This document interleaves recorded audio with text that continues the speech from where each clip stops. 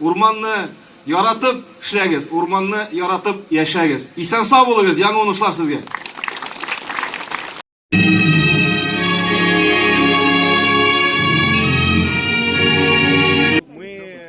Последние 2 года стараемся, во-первых, по моему поручению было инициировано проведение в конце мая каждого года во всех школьных лесничествах, так скажем, конкурсов на предмет выявления активности наших ребят, и делегируются сюда самые активные. Во-первых, надо сказать, что уже у нас за последние годы движение прибавилось, и у нас, надо сказать, более 1500 участников, 114 школьных лесничеств, и вот среди них проводится конкурс, и самые активные делегируются сюда, на ежегодный слет, республиканский слет школьных лесничеств, здесь, который в Лубянке проводится.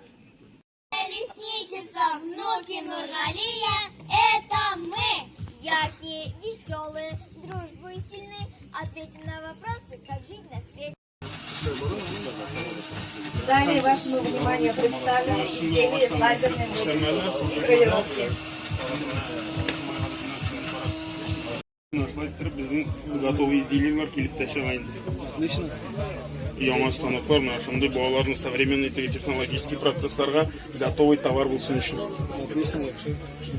Исходя из этих представленных здесь работ, хочется сделать вывод, что школьное лесничество все-таки детей наших подготавливает к труду в будущем.